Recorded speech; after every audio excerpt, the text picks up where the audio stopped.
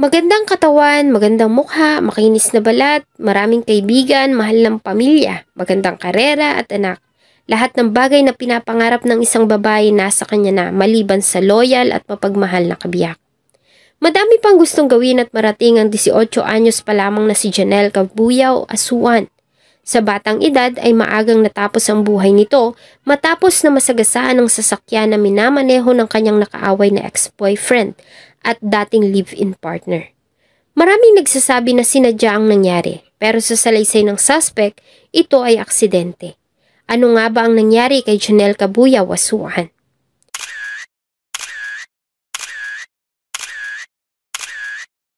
Bago ko po ipagpatuloy ang ating kwento, sa mga bago po sa channel ko at nais sa mga ganitong klase ng kwento ng krimen na nangyayari sa loob at labas ng ating bansa ay maaari pong pakipindot ang ating subscribe button at notification bell para ma-notify kayo pag may mga bago tayong upload na videos.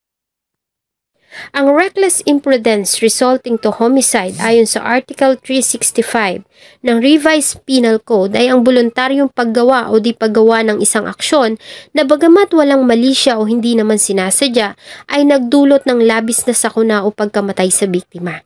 Bagamat walang intensyon ang may sala na pumatay, subalit dahil sa kawalan ng labis na pag-iingat at awareness sa kanyang aksyon ay naging dahilan nito ng pagkamatay ng isang tao. Bata pa lang si Janelle ay mahilig na ito sa pag-aayos ng sarili. Gusto niya maging isang modelo at kung papalarin ay pinangarap niya rin noon na maging isang artista. Habang tumatagal at patuloy na nagkakaedad ay mas lalo pang lumabas ang angkin niyang kagandahan at magandang hubog ng katawan. Dahilan kaya naman talagang marami ang lalaking lihim na napapalingon sa kanya at nagkaroon ng interes. Maliban sa magandang pisikal na katangian, inilarawan din si Janelle ng mga nakakakilala sa kanya bilang mabait, loyal at maaasahang kaibigan. Sa kanilang lugar ay wala atang hindi nakakakilala sa kanya. Maliban kasi sa masaya ito kasama ay napaka-supportive nito at talaga namang matulungin. Ganon din siya bilang anak at kapatid. Sa pag-usbong ng social media ay isa din si Janelle sa mga nahumaling dito.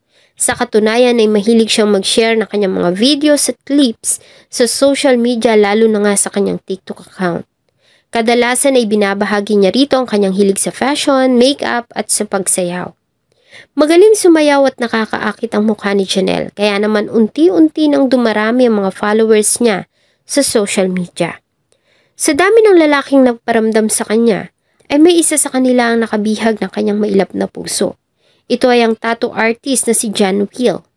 Marami sa mga nakakakilala kay Janelle ang nagtataka kung ano nga ba ang nagustuhan ni Janelle sa kanyang kasintahan.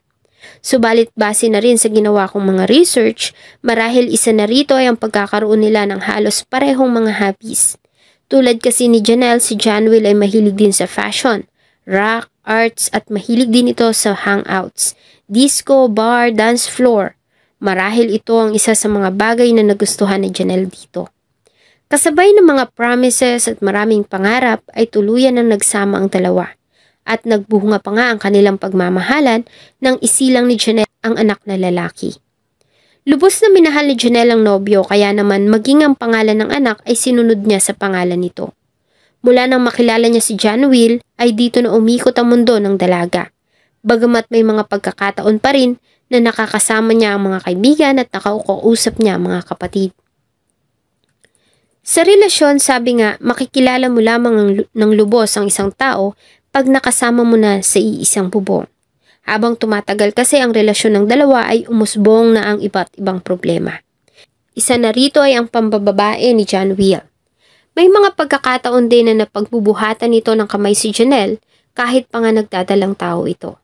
Ilang beses na rin silang naghiwalay subalit nagkakaayos din. May mga bagay na tanging sa matatalik na kaibigan niya lamang isinasangguni dahil sa ayaw niya na may masabi ang pamilya sa pinili niyang lalaki at ama ng kanyang anak.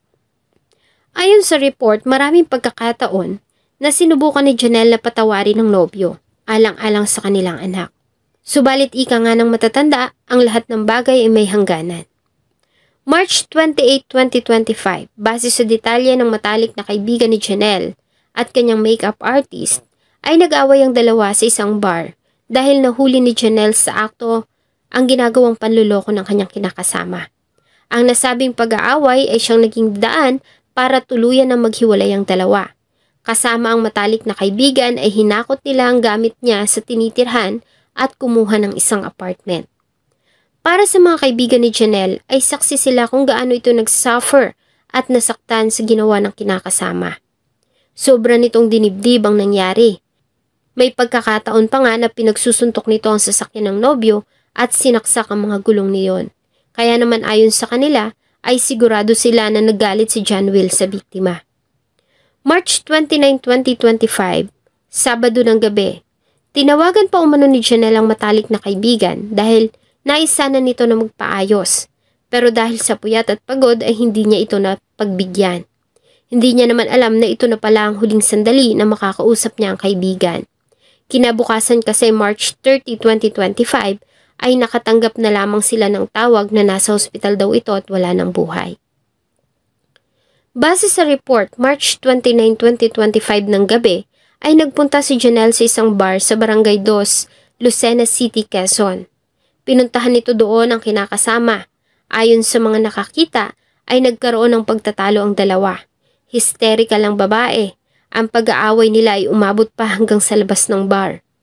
Ayon sa mga kaibigan ni Janelle, nagpunta ito doon dahil nais nitong kunin ang cellphone na nasa kamay ni John Will.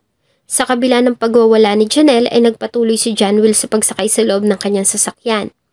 Patuloy naman siyang sinundan ng biktima at nakahawak pa ito sa pintuan ng kotse nang paandarin ng lalaki ang sasakyan. Pagandar ng kotse ay bahagyang nahila ang biktima bago ito tuluyang matumba at umilalim sa kotse. Dahilan kaya naman nadaanan nito ng kaliwang gulong sa hulihan. Isinugod pa sa paggamutan si Janelle subalit binawian din ito ng buhay. Ayon sa kapatid ni Janelle, nang makita nila ang katawan nito, ay may malalaki itong pasa sa kanyang likod at dibdib. Ganon din ang malalaking gasgas nito sa binti at sugat sa ulo. Ang pangyayari ay nakuhaan ng mga CCTV camera sa paligid ng lugar. May ilan pa nga na kumalat sa social media bagamat agad din namang binura. Sa ginawang follow-up operation ng mga pulis ay agad din namang nadakip ang 29 years old na si John Will at kasalukuyang nasa kustudiya ng Lucena City Police. Sa salaysay ng suspect ay aksidente lamang ang pangyayari. Subalit hindi naman ito ang paniniwala ng marami. Para sa kanila ay sinadya nito ang ginawang pagsagasa sa biktima at nais nila itong managot sa ginawang kasalanan. Ayon sa kanila ay labis na galit ang nakikita nilang motibo ng suspect. Maliban dito ay handa din silang magpatunay sa ginagawa nitong mga pang-aabuso sa biktima nung ito ay nabubuhay pa. Ganun pa man ayon sa PNP ay iimbestigahan nilang mabuti ang pangyayari. Sa kabila nito isa lang umano ang sigurado na ang suspect ay mananagot sa kasong reckless imprudence resulting to homicide. Ang kanyang katawan ay ilang araw na inilagak sa St. Jude Multipurpose Cooperative Memorial Service sa Ibabang Dupay, Lucena City, bago ito dalhin sa kanyang huling himlayan. Naulila ni Janelle ang noon ay 5 buwan pa lamang niyang anak na lalaki na nasa pangangalaga ngayon ng kanyang kapatid. Magtatatlong buwan na rin mula nang mawala si Janelle. Hanggang ngayon ay isa lang hinihiling ng mga nagmamahal sa kanya. Ito ay ang tuluyan na nilang makamit ang hustisya.